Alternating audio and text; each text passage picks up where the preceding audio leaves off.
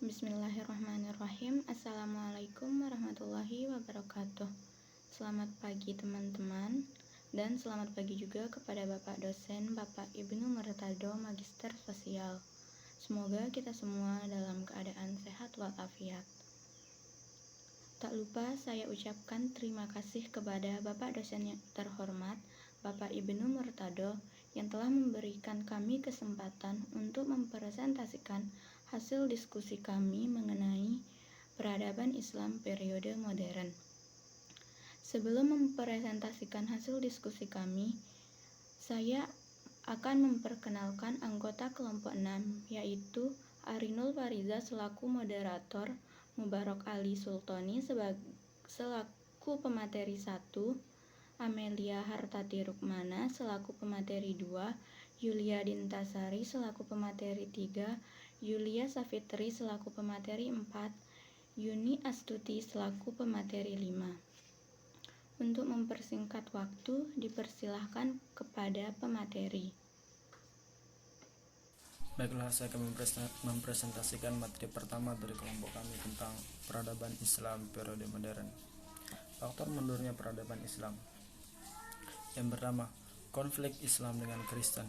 Para pengusaha Muslim tidak melakukan Islamisasi secara sempurna. Mereka sudah merasa puas dengan hanya menagih upeti dari kerajaan-kerajaan Kristen taklukannya dan membiarkan mereka mempertahankan hukum dan adat mereka, termasuk posisi hierarki tradisional, asal tidak ada perlawanan bersenjata. Namun demikian, kehadiran Islam telah memperkuat rasa kebangsaan orang-orang Spanyol Kristen. Hal itu menyebabkan kehidupan di negara Spanyol tidak pernah berhenti dari pertentangan antara Islam dan Kristen.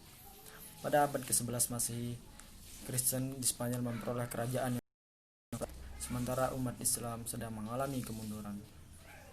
Yang kedua, tidak adanya pemersatu tidak adanya ideologi pemersatu. Kalau di tempat-tempat lain, para mukallaf diperlakukan sebagai orang Islam yang sederajat. Di Spanyol, sebagaimana politik yang dijalankan Bani Umayyah di Damaskus, orang-orang Arab tidak pernah menerima orang-orang pribumi, setidaknya sampai abad ke-10. Mereka masih memberi istilah ibad dan muwaladun kepada para mukallaf itu, suatu ungkapan yang dinilai merendahkan.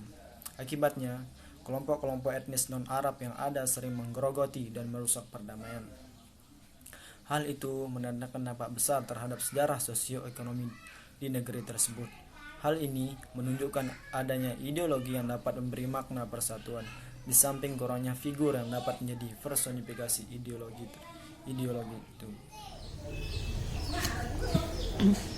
Baik, saya akan melanjutkan materi pertama, yaitu faktor mundurnya peradaban Islam.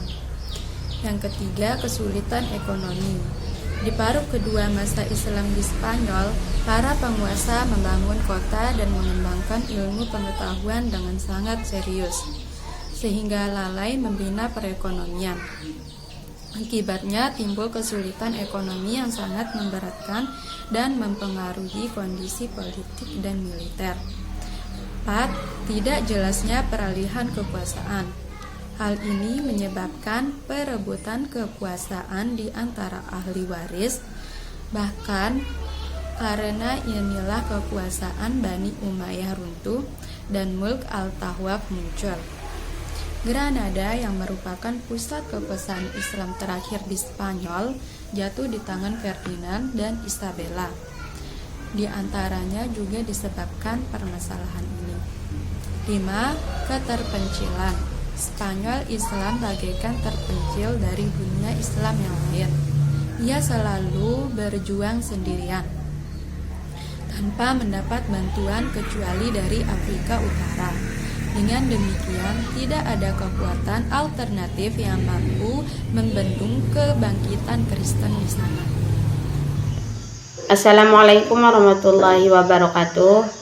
Baiklah, di sini saya akan menyampaikan sedikit ulasan tentang materi 3, di mana materi 3 ini membahas tentang dinamika istilah Timur dan Barat dalam sains.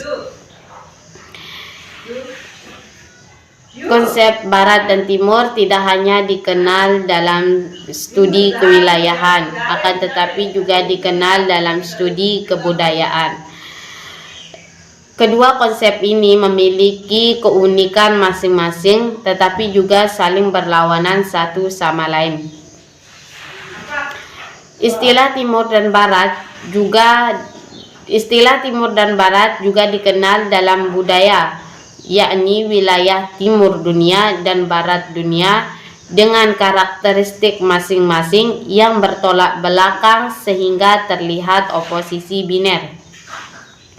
Adapun seorang tokoh, yakni Bo-Onyi Kaul-Noman, yang merupakan perempuan asli dari Kashmir yang lahir di Kashmir dan tinggal di salah satu desa di Kashmir, yaitu Pachigam. Ia tinggal bersama ayahnya yang merupakan seorang pandit dan ibunya meninggal saat melahirkannya. Bo-Onyi merupakan gadis yang menarik yang memiliki bakat dalam seni pertunjukan.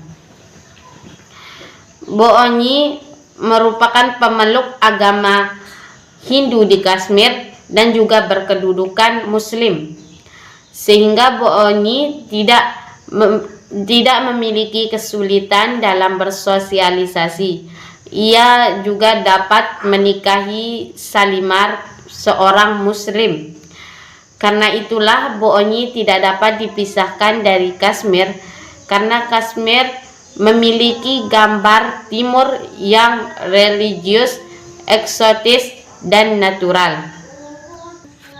Adapun kebijakan timur yang ditegakkan oleh masyarakat Pachigam dengan membuat suatu keputusan demi kerukunan masyarakat, dengan membebaskan hubungan Bo-Onyi Noman dari hambatan. Bo-Onyi merasa keputusan akan pernikahannya merupakan penjara seumur hidup baginya.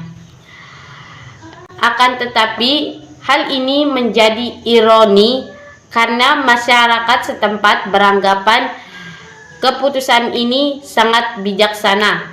Namun Bo-Onyi yang menerima putusan tidak beranggapan demikian. Mungkin cuman ini materi 3. Akhirul kalam. Wassalamualaikum warahmatullahi wabarakatuh.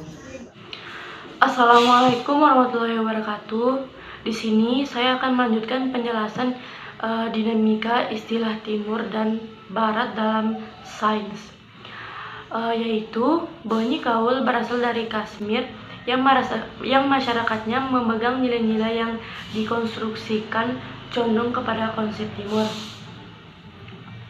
Akan tetapi dalam bersifat dan berpikir Bo-Onyi tidak mempresentasikan nilai-nilai timur tersebut ketika masyarakat bersifat pasif, tertutup, religius, dan tidak banyak menuntut Bo-Onyi melakukan yang sebaliknya. Bo-Onyi bersikap terbuka, berani, penuh dengan hasrat dan cita-cita. Oleh karena itu, ia tidak terlihat menjunjung konsep timur. Maka timbullah kecurigaan bahwa Bo-Onyi terpengaruh konsep barat. Bo-Onyi menginginkan supaya ia mendapat pendidikan berstandar tinggi dan dipanggil guru menari yang hebat karena ia ingin menjadi guru penari yang hebat. Bo-Onyi pun memohon tempat tinggal yang layak dan keselamatan dijamin oleh Max of Hulst. Max sendiri terkesan dengan keterus-terangan Bo-Onyi.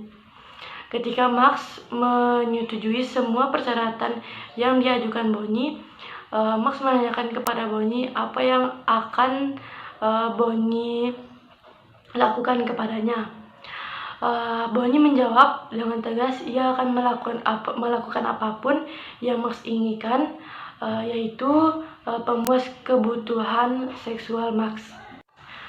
Seketika Bo-Onyi lantas dikategorikan ke sisi barat yang mengindikasikan pemikiran dan kepribadian Bo-Onyi yang dianggap memenuhi konsep barat.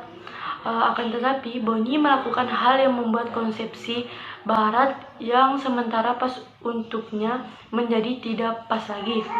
Hal ini dibuktikan dengan hatinya yang selalu mengingat kampung halamannya Pachigam.